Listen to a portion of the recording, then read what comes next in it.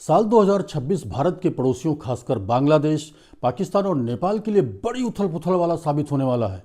ये देश वैधता के संकट से जूझ रहे हैं, जिसका असर सिर्फ उनकी सीमाओं तक ही सीमित नहीं रहेगा। बांग्लादेश में फरवरी में होने वाले चुनाव में कट्टरपंथी इस्लामी ताकतों के हावी होने का खतरा है। पाकिस्तान में सेना प्रमुख आसिम मुनीर ने अपनी पकड़ मजबूत बना ली है, लेकिन जेल में बंद पूर्व प्रधानमंत्री इमरान खान अभी भी विद्रोह की धमकी दे रहे हैं। वहीं नेपाल का अंतरिम शासन मार्च में होने वाले चुनाव की ओर देख रहा है, जहां 21% युवा बेरोजगारी और राजनीतिक रूप से जागरूक जैन जी एक बड़ी चुनौती है। ये नाजुक पड़ोस अराजकता में बदल सकता है, लेकिन भारत के लिए यह एक मौका भी है कि वो दक्षिण एशिया में अपनी शर्तों पर स्थिरता को फिर से परिभाषित करे। इसके लिए भारत को प्रभाव और हस्तक्षेप के बीच एक महीन रेखा को शतरंज के ग्रैंड मास्टर की तरह सटीकता से पार करना होगा।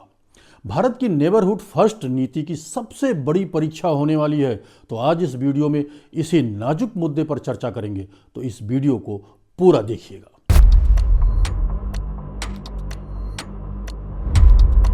सबसे पहले बात करते हैं बांग्लादेश की। साल 2026 की शुरुआत में बांग्लादेश एक बड़े बदलाव के मुहाने पर खड़ा है। फरवरी में होने वाले चुनाव देश की दिशा तय करेंगे। पिछले 10 सालों से शेख हसीना और उनकी आवामी लीग पार्टी ने देश चलाया।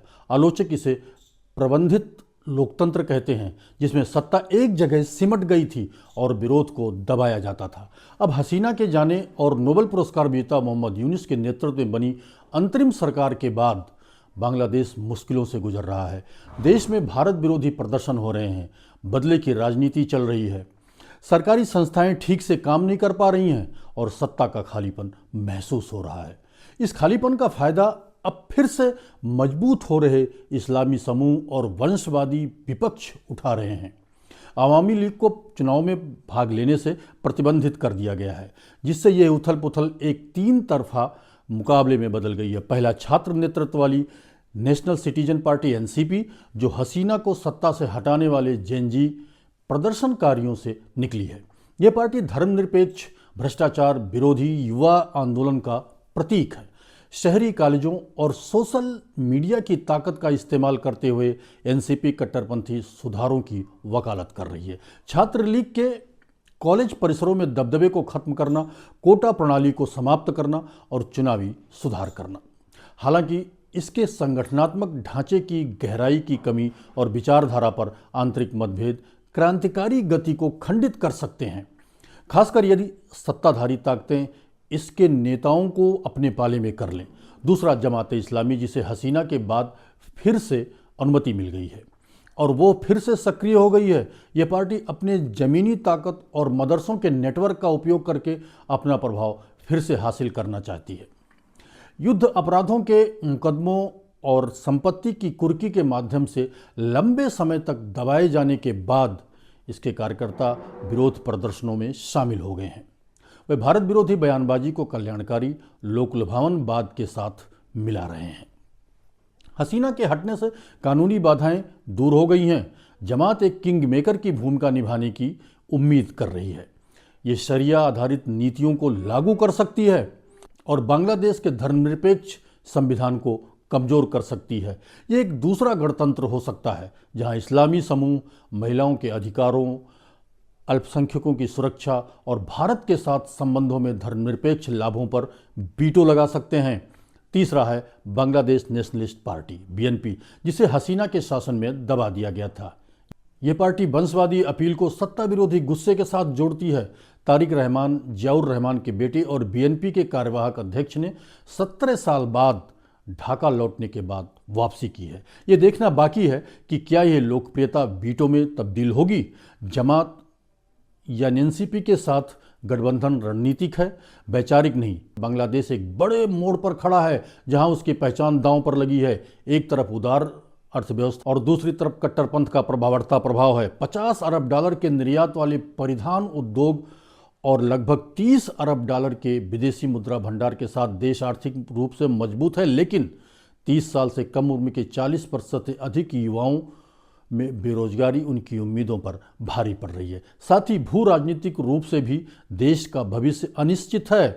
क्या वो भारत के साथ स्थिरता, चुनेगा या चीन पाकिस्तान के प्रभाव में आएगा। यूनिस की अंतरिम सरकार जो बदले की भावना से की गई हत्याओं, भारत विरोधी भावनाओं, आर्थिक मंदी यानी जीडीपी में करीब 4% की गिरावट और बाढ़ जैसी समस्याओं से जूझ रही है, उसे निष्पक्ष चुनाव कराने की चुनौती का सामना करना पड़ रहा है। अगर यह चुनाव कराने में नाकाम रहती है तो जिहादी ठिकाने बनने, भारत में शरणार्थियों के लहरें आने या एक हाइब्रिड तानाशाही स्थापित होने का खतरा है। 2026 का चुनाव बांग्लादेश के लिए सिर्फ एक चुनाव नहीं है, बल्कि एक जनमत संग्रह है कि क्या देश में क्रांति से नया सवेरा आएगा या फिर से पुरानी रूढ़िवादिता हावी होगी। और दूसरा जो भारत का सबसे अहम पड़ोसी है वो है पाकिस्तान। पाकिस्तान में कैसे समस्याएं हैं, इसको हम अगले अध्याय में जानते हैं। भारत के दूसरे पड़ोसी पाकिस्तान की हालत भी किसी से छिपी नहीं है। साल 2026 में पाकिस्तान एक अजीब सी स्थिति में है। वहां की सेना, खासकर रावलपिंडी में बैठे सेना प्रमुख जनरल असीम मुनीर इस्लामाबाद की कमजोर सरकार पर हावी रहेंगे। जनरल मुनीर ने 2022-23 के राजनीतिक हंगामे, 9 मई 2023 के विरोध प्रदर्शनों और प्रधानमंत्री शहबाज शरीफ की घटती लोकप्रियता का फायदा उठाकर एक तरह से बिना खून खराबे का तख्ता पलट कर दिया है। उन्होंने सेना को फिर से सबसे ताकतवर बनाने के लिए यह सब किया है। पाकिस्तान की आर्थिक हालत भी ठीक नहीं है। देश की अर्थव्यवस्था कर्ज पर निर्भर है और धीमी गति से बढ़ रही है। यह IMF के कार्यक्रम, खाड़ी देशों की मदद और चीन के मिलने वाले कर्ज पर टिकी हुई है। महंगाई, बिजली, बेरोजगारी, उल्टा टैक्स सिस्टम, ये सभी लोगों की मुश्किलें बढ़ा रहा है। सुरक्षा की चिंताएं बढ़ रही हैं, अनिश्चितताएं बढ़ रही हैं। तहरीक तालिबान पाकिस्तान में अफगानिस्तान के तालिबान की सत्ता आने और काबुल पर इस्लामाबाद की प्रभाव का फायदा उठाकर सबसे ईरान के साथ सीमा पर विवाद, अफगानिस्तान के साथ लगातार दिक्कत बढ़ा रहा है। भारत के साथ नियंत्रण रेखा, लाइन ऑफ कंट्रोल भी पाकिस्तान की सुरक्षा चुनौतियों को बढ़ा रहा है। देश के संसाधन और 2026 में एक मजबूत सैन्य कमान की नेतृत्व कर रहे असीम मुनीर राजनीतिक व्यवस्था के शीर्ष पर होंगे, जिसकी वैधता कम है। अर्थव्यवस्था के प्रमुख मुश्किलों के इस दौर में कैसे सामना करेगा पाकिस्तान, अप्रत्याशित हो सकता है, लेकिन इतना मजबूत भी है कि भारत को अपनी रणनीतिक सोच पर गहराई से विचार करना पड़े। जनरल असीम मुनीर ने पाकिस्तान की सत्ता पर अपनी पकड़ मजबूत करने के लिए कई कदम उठाए हैं। उन्होंने 2022-23 के राजनीतिक उथल पुथल पर फायदा उठाया है। 9 मई 2023 को हुए विरोध प्रदर्शन में सरकार की कमजोरी को उजागर किया है। शहबाज शरीफ जनता के बीच अपनी पकड़ खोते जा रहे हैं। इन सब में इस्तेमाल कर रहे हैं असीम मुनीर। उन्होंने एक तरफ से रक्तहीन तख्ता पलट किया, जिससे उन्होंने बिना किसी हिंसा के सत्ता पर अपना नियंत्रण मजबूत कर लिया। अब वे फील्ड मार्शल और पाकिस्तान के पहले चीफ और डिफेंस स्टाफ बन गए हैं। 27वें संवैधानिक संशोधन के जरिए सेना की सभी शाखाओं को अपने अधीन कर लिया है। इसमें परमाणु हथियारों को और संशोधन के बाद मुनीर ने अपनी सत्ता को और मजबूत कर लिया है। कानूनी दांवपेच का इस्तेमाल किया है। उन्होंने मीडिया पर भी अपना नियंत्रण बढ़ा लिया है। पर्दे के पीछे उन्होंने नेताओं के बीच गठबंधन बनाए और इस तरह से पाकिस्तान की तारीख इंसाफ को मुख्य धारा की राजनीति से दूर कर दिया। PTI के बड़े नेताओं को जेल में डाल दिया गया है। इससे मुनीर ने 2025 में अमेरिका के पूर्व राष्ट्रपति और से संबंध बढ़ाए हैं। देखना यह होगा कि मुनीर अंतर्राष्ट्रीय स्तर पर भी अपनी स्थिति मजबूत बना रहे हैं। हालांकि जनरल मुनीर पाकिस्तान के सबसे ताकतवर व्यक्ति बन गए हैं, लेकिन उन्हें अभी भी खतरा है इमरान खान से। जेल में होने के बावजूद काफ़ी लोकप्रिय हैं, खासकर शहरी, मध्य वर्गीय, युवा और विदेशों में रहने वाले पाकिस्तानी उनका समर्थन करते हैं। उनकी पीड़ित होने की कहानी, अमीरों के खिलाफ उनका गुस्सा और सत्ता के खिलाफ उनकी बगावत सोशल मीडिया पर खूब फैल रही है।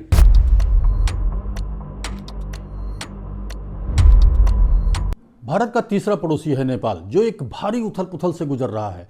नेपाल 2026 के आम चुनाव से पहले एक बड़े मोड़ पर खड़ा है।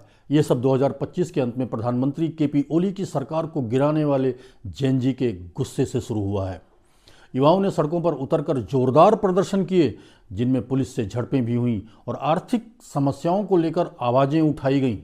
इस युवा पीढ़ी जो 40% से ज़्यादा वोटरों का हिस्सा है, ने राजनीति में नई जान फूंकी है। ओली को सत्ता से हटाने वाले प्रदर्शनकारियों ने ऐसे नेपाल का सपना देखा है जो बाहरी दखलंदाजी से मुक्त हो। खासकर वह भारत के व्यापार, सीमाओं और अंदरूनी मामलों में कथित दबदबे से आज़ादी चाहते हैं। सोशल मीडिया पर फ्री नेपाल फ्रॉम दिल्ली जैसे हैशटैग ट्रेंड कर रहे हैं। भारतीय सामानों का बहिष्कार किया जा रहा है और लिपुलेख, कालापानी जैसे पुराने मुद्दे फिर से उठाए जा रहे हैं। सिर्फ संप्रभुता ही नहीं, जेनजी समान संघवाद की भी मांग कर रहा है। इसका मतलब है कि सभी जातीय समुदायों को बराबर का दर्जा मिले। वह भ्रष्टाचार के खिलाफ सख्त कार्रवाई, टेक्नोलॉजी और इको पर्यटन से रोजगार के नए मौके और पिघलते ग्लेशियर के लिए जलवायु सुरक्षा की भी वकालत कर रहे हैं। देश की आर्थिक कमजोरियों इस स्थिति को और भी गंभीर बना रही है। खेती अभी भी बिखरी हुई है और कम पैदावार वाली है। छोटे मोटे उद्योग हैं। पर्यटन पर बाहरी झटकों का बहुत असर पड़ता है, जैसा कि कोरोना महामारी के दौरान देखा गया था। चीन की belt and road initiative BRI और भारत की मदद से चल रही कनेक्टिविटी परियोजनाओं में भी कई दिक्कतें हैं। इनमें राजनीति, पर्यावरण की चिंताएं और सरकारी कामकाज में देरी शामिल है। बाहरी तौर पर काठमांडू भारत और चीन के बीच एक नाजुक संतुलन बनाए हुए है। घरेलू राष्ट्रवाद के चलते भारत नेपाल के बीच सीमा, जल विद्युत और व्यापार को लेकर विवाद समय समय पर उठते रहते हैं। हालांकि अर्थव्यवस्था और भूगोल के लिहाज से नेपाल भारतीय बाजार और आवागमन के रास्ते पर बहुत निर्भर है। चीन का दखल, चाहे वो इंफ्रास्ट्रक्चर में हो या फिर पार्टियों के बीच संबंधों में, बढ़ा है। लेकिन स्थानीय लोग इलाके की बनावट, क्षमता और निर्भरता को लेकर शक करते हैं। जैसे जैसे नेपाल 2026 के चुनावों की ओर बढ़ रहा है, सबसे बड़ी चुनौती सिर्फ एक और गठबंधन बनाना नहीं है। अगर युवा पीढ़ी की चिंताओं और आर्थिक ठहराव को दूर नहीं किया गया तो बाहरी लोक लुभावन नेताओं, पहचान पर आधारित लामबंदी या संविधान में बदलाव की मांगें और बढ़ सकती हैं। इन सभी बातों का भारत की हिमालयी सुरक्षा पर भी असर पड़ेगा। भारत के लिए यह महत्वपूर्ण है कि वह अपने पड़ोसियों के साथ संबंधों को मजबूत करे। बांग्लादेश में इस्लामी प्रभाव बढ़ने की आशंका, पाकिस्तान में सैन्य तानाशाही की ओर झुकाव और नेपाल में युवाओं के मोहभंग जैसी स्थितियां भारत के लिए चिंता का विषय हैं। ये सभी कारक मिलकर भारत के लिए एक उच्च जोखिम वाला माहौल बनाते हैं। लेकिन इसी माहौल में भारत के पास दक्षिण एशिया में एक नई भारत केंद्रित स्थिरता लाने का अवसर भी है। ये तभी संभव होगा जब भारत प्रभाव डालने और हस्तक्षेप करने के बीच की नाजुक रेखा को समझ। तो मित्रों, ये वीडियो आपको कैसा लगा हमें कमेंट बॉक्स में ज़रूर लिखिएगा और हाँ, चैनल को सब्सक्राइब जरूर करें। धन्यवाद।